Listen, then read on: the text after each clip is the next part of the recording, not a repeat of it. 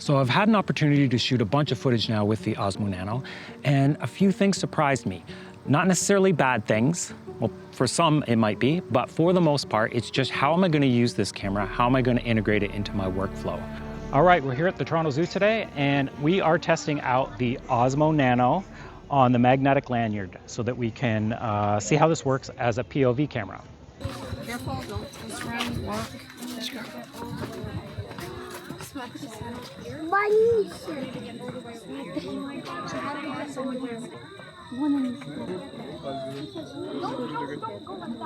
The image seems to be a little sharper on the Osmo Nano than on my Action 4 and from what I've seen on the Action 5 Pro.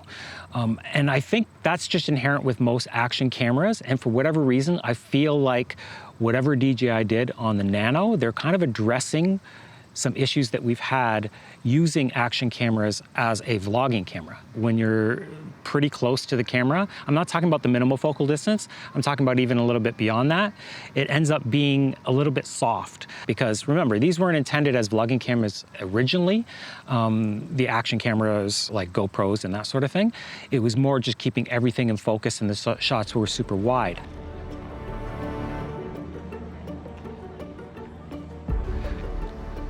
Now, number two is the fact that this camera, the Osmo Nano, does not have a front and rear camera at the same time.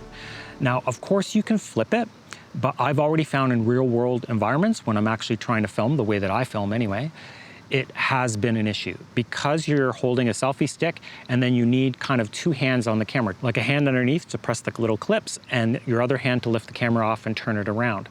So even just with a selfie stick, you don't have that extra hand. And if you happen to be walking with a coffee or carrying something while you're holding your selfie stick, it's really not a one-handed operation, let's just say that. Like, I don't want my mind to go to the gear for too much. I want to stay on topic and stay focused on what it is I'm trying to communicate. So this affects me in a negative way. I wouldn't say that it's a huge deal, but it's big enough that it would make me actually want to use my 4 or 5 Pro over this one in a lot of scenarios.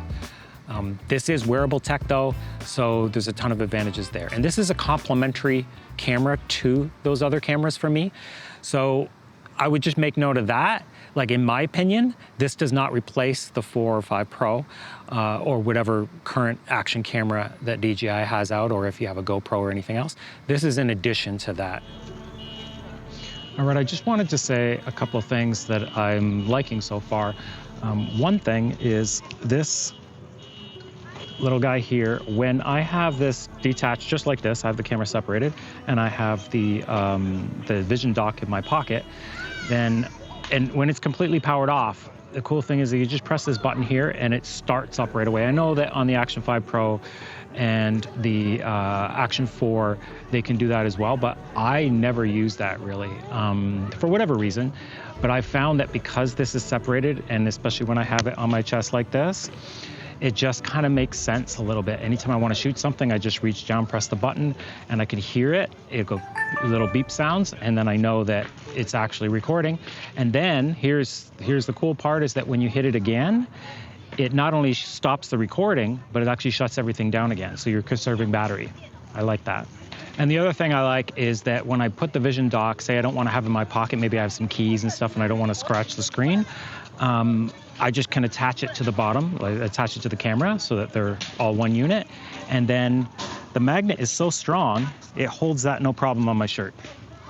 Now, I'm not actually shooting with it like that. I can, but it's just kind of a cool spot to put it and leaves my hands free to do other things.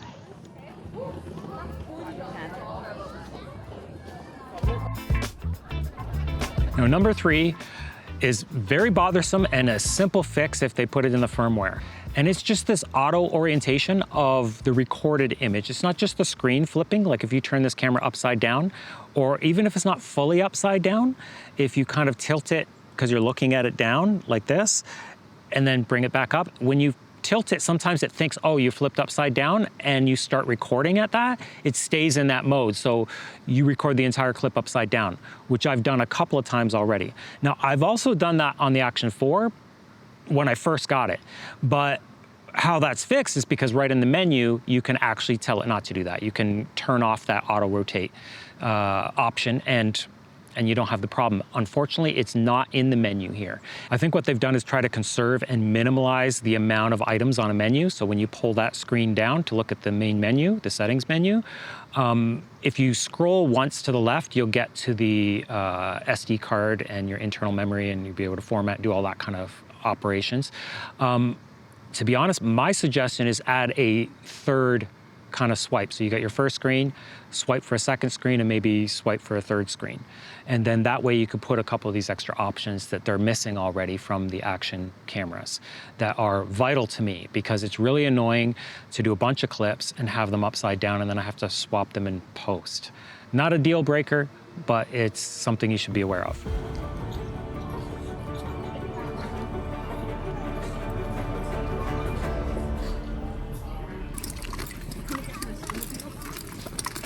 And these are not all complaints. It's actually a good thing. I was surprised to find that in the menu, you can actually tell it to record a backup from your onboard mics to a separate file if you're using a wireless mic. So, you plug in your wireless mic and now you want to have a backup. For me, when I would use that the most is not so much for leveling, because I find that the auto leveling is really good. I've never really had a signal peak on me for the type of videos I do anyway. But where I want it is because I like that stereo type sound to come through when you're recording, say, nature and that sort of thing. And this is more of a mono mic, so I'm getting a very present mono signal in the middle.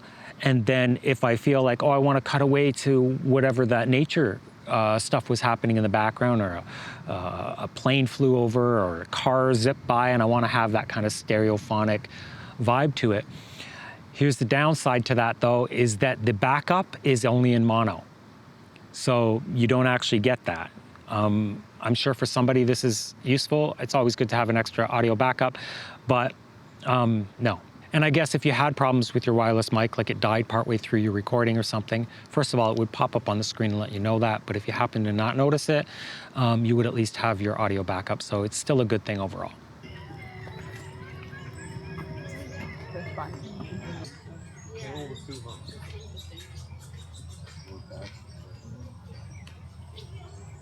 Oh my gosh, the hump wiggle. It's very swampy. So in regards to battery life, I've actually had a lot of good luck today.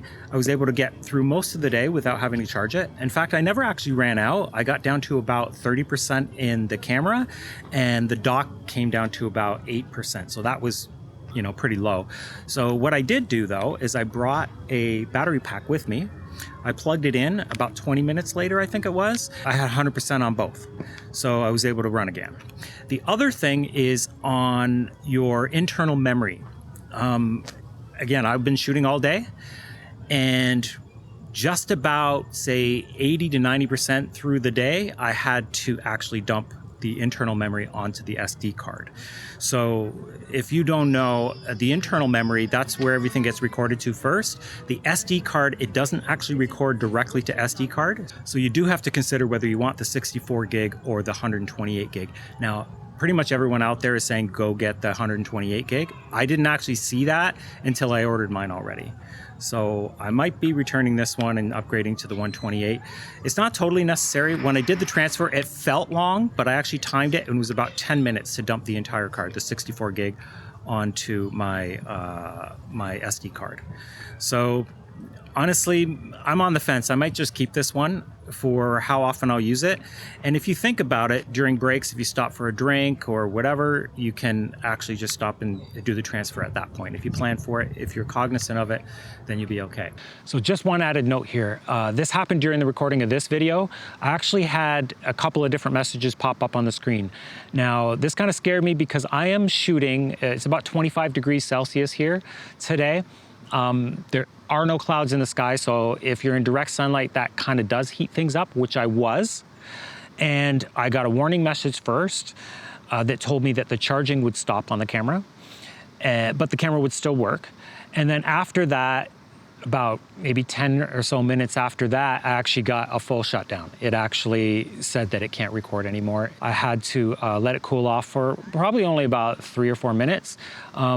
what I'm doing now and how I was able to do it, you see me in sunlight, but the camera itself is just hidden in shade by a tree. So even in this weather, if it's just in the shade, it seemed to be fine.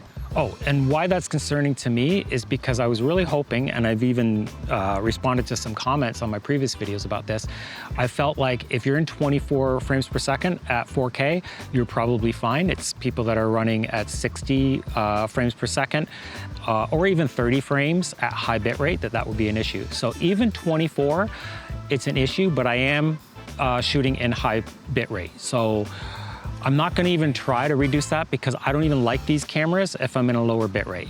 Like, I'm just really picky when it comes to the image quality that way. I love the image quality with a high bit rate. I do not like it with a low bit rate. So far this was my first little fix, is make sure the camera is in shade. Yeah, a little concerning. If you haven't seen my first video on the Osmo Nano, check that out here. I do an unboxing and I show you a bunch of footage examples there as well. Thank you so much for watching. I will catch you in the next one.